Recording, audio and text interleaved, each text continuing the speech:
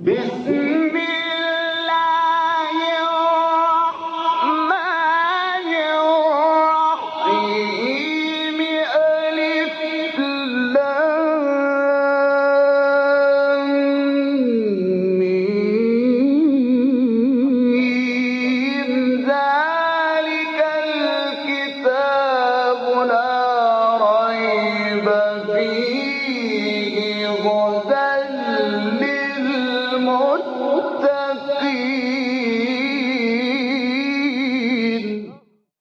Interpretation of the Holy Quran. Bismillah ar-Rahman ar-Rahim. In the name of Allah, the Beneficent, the Merciful. With the assistance of Allah, we began to have a brief interpretation of Quran.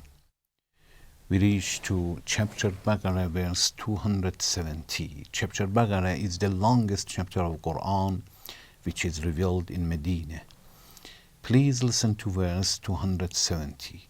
وما أنفقتم من نفقة أو نذرتم من نذر فإن الله يعلمه وما للظالمين من أنصار.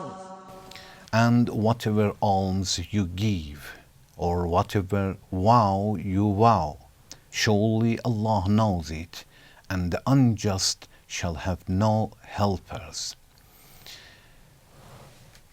After talking about the wisdom in previous verse, and before that in several verses Allah was talking about spending money for other people or in the way of Allah, which is infaq. In this verse Allah says, whatever you spend, whatever alms you give, either to give to other people or to spend in somewhere that the people are in need. For example, to give money to build a hospital, to build a school for the children who have no school, to build a mosque or anything like that, or something which is obligated to the Muslims to give. For example, zakat, the purification of the money, alms, which is obligated in Islam in certain items when they reach to certain places. So anyway, overall, to give the money somewhere which is obligated or is not obligated but it is recommended. Allah says, whatever you give, أو نذرتم من نذر, or any vow that you vow, it means you decide to give money and you promise, you vow that you are going to do something. Nazr is a special vow. Is not only to promise yourself or promise somebody else or to decide. Is not decision. Is not promising, general promising. It is a special promise and decision in a special way.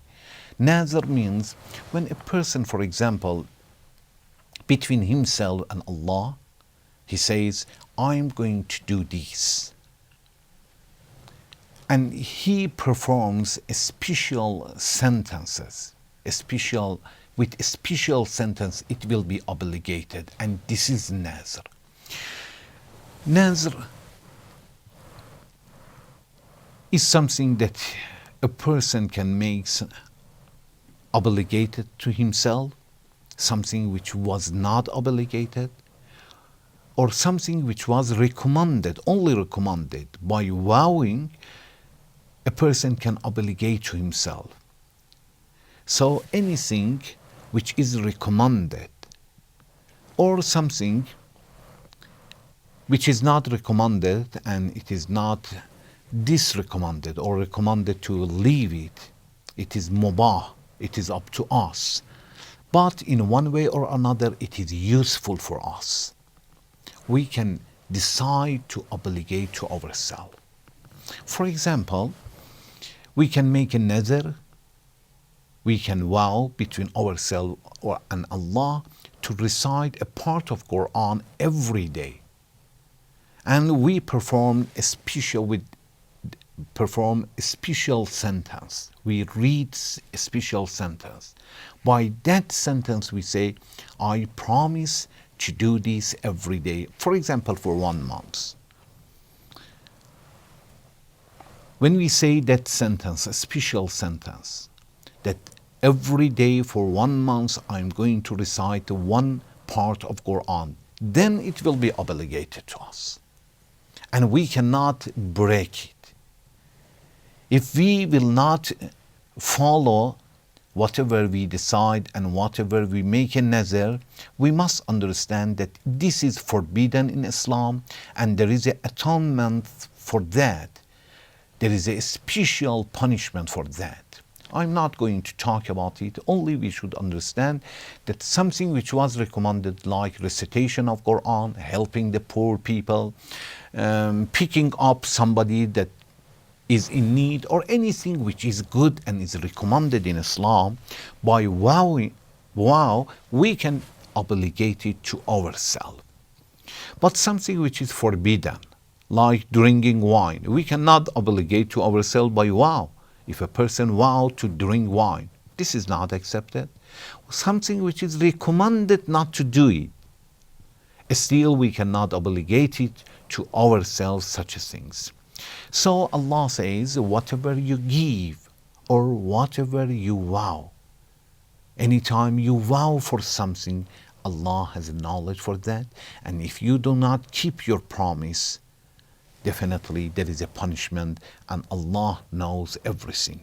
So we said the nazar means to obligate something which was not obligated but was recommended in one way or another to ourselves. And it is going to happen if we do it in a special way with a special sentence. They say if a person says lillahi alayya, to do something, it is from God to me to do something, a special word, then it will be obligated. Otherwise, is not obligated.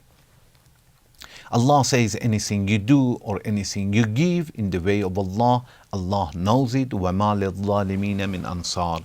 An unjust people has no any help.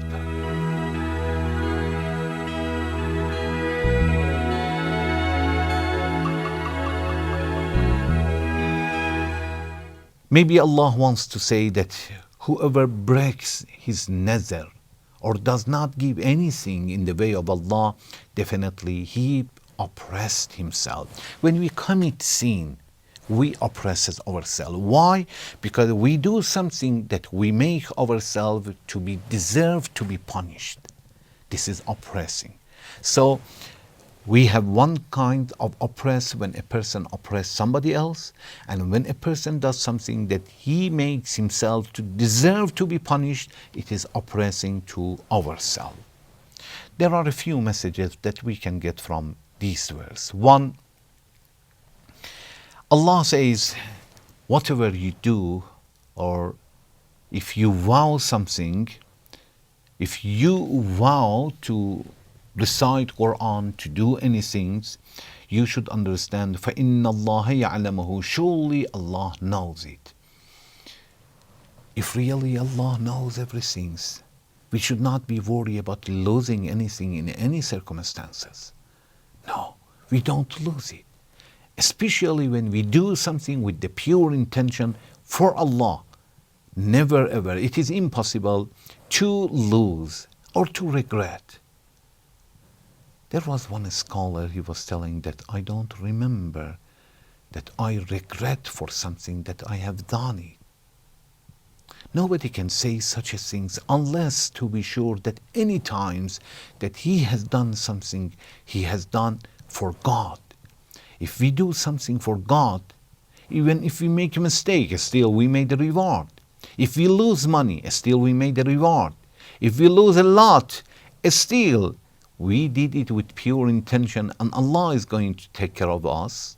So there is no reason to regret. If Allah knows our intention, there is no reason to be worried, and it is good to give a lot and give from good items.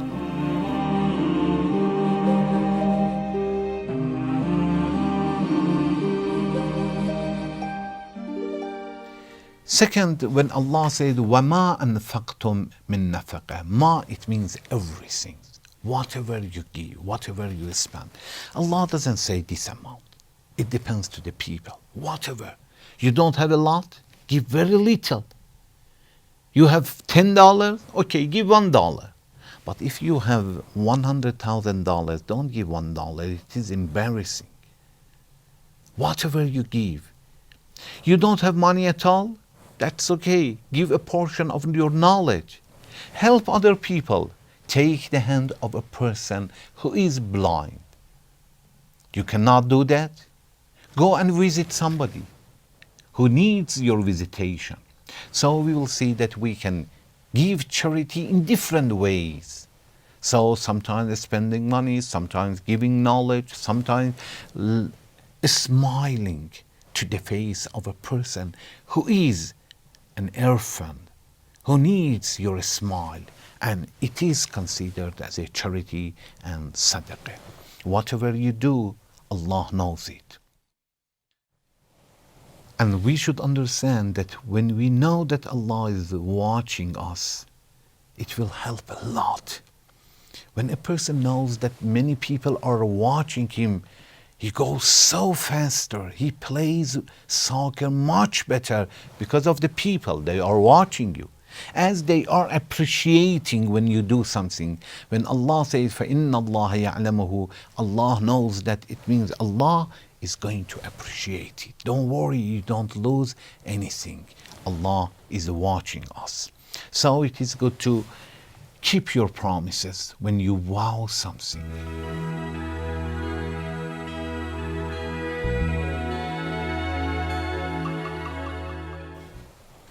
Then Allah says at the end of this verse, وَمَا لِلظَّالِمِينَ مِنْ أَنصَارٍ, and there is no any kinds of help or any helpers for unjust people.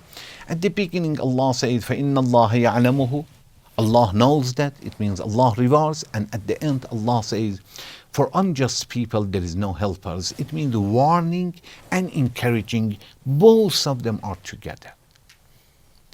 It is good to know that when we want to teach our kids, warning and reward, present, gift should be together. Of course, some children, they do their homework and they do their best without advising them, but they are very rare. Some children, when you give them gifts, they are going to obey it and do their best. There is no reason to warn them. But there are some children, if you don't warn them, they don't do anything. People are the same. And because of that, Allah, since is talking to all the people, sometimes is warning, sometimes is encouraging.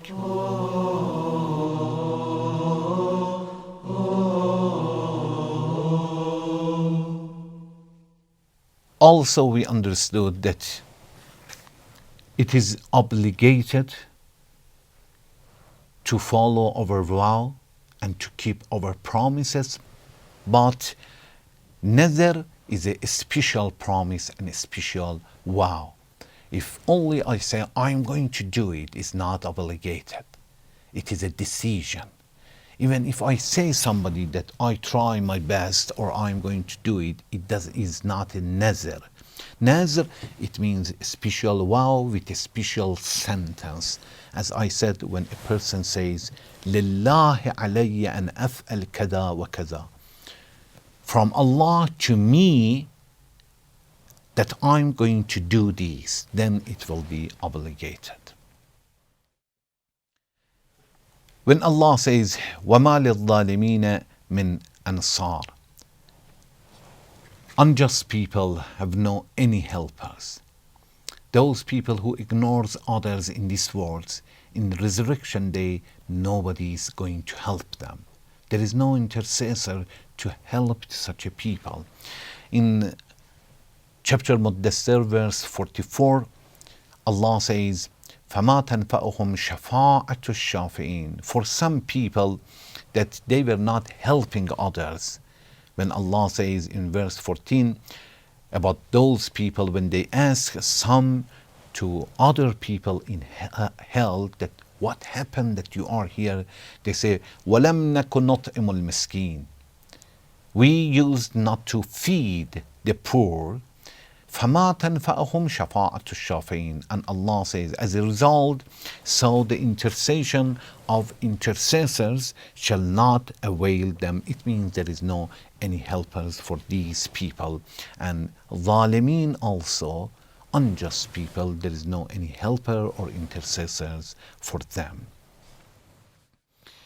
Maybe Allah wants to say that those who are not giving money to others are an example for oppressors and unjust people. Those who didn't help in these worlds, they will not be helped in resurrection day. We request Allah to help us to be useful in the community, to take care of others, to take care of ourselves by helping the others. Thank you very much for watching. Wassalamu alaikum wa rahmatullahi wa barakatuh.